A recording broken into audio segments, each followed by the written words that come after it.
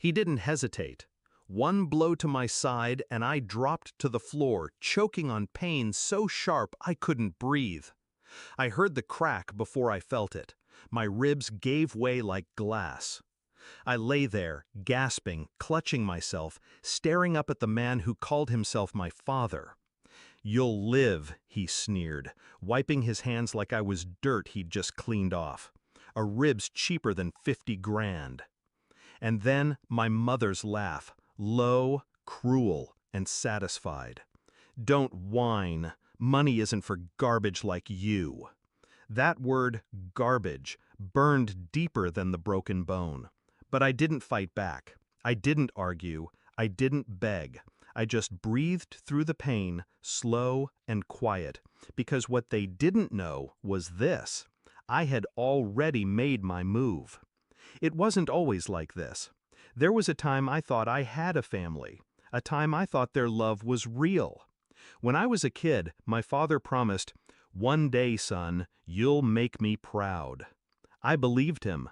I chased approval like it was oxygen.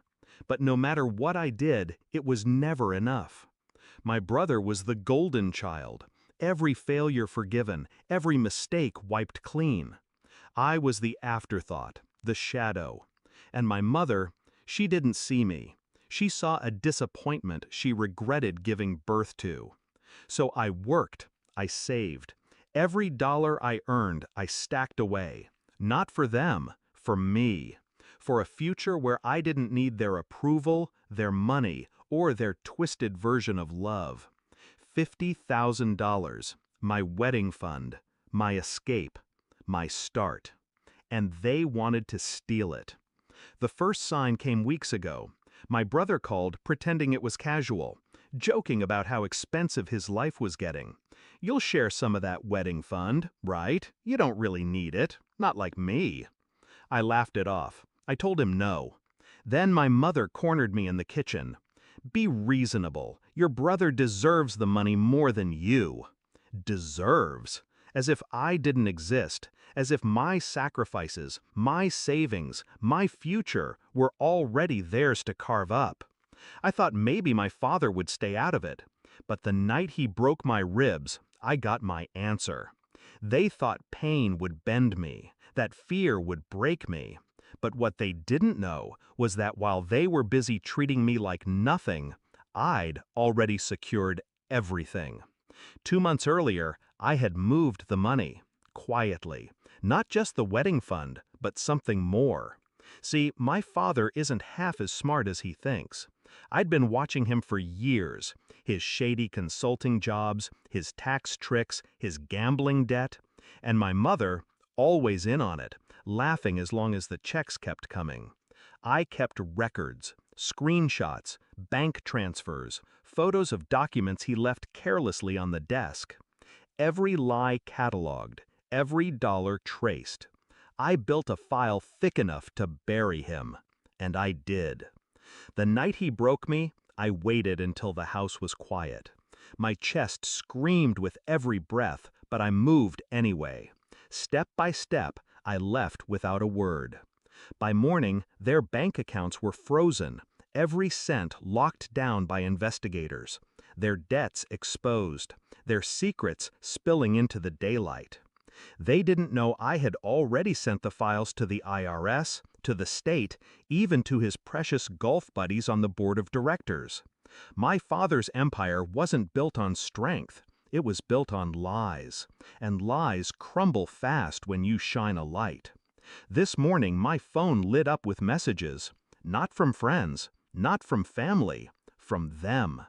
My mother's texts were frantic. "What did you do? The bank's saying there's a problem. Your father's furious." My brother called 12 times in an hour, voicemails full of rage and panic. And my father, he finally broke his silence. His message was simple: "You'll regret this." I smiled, because for the first time in my life, I wasn't afraid of him. He was afraid of me. By noon, the fallout began. His company suspended him pending investigation. Old partners distanced themselves. My mother's credit cards stopped working. My brother's rent payment bounced.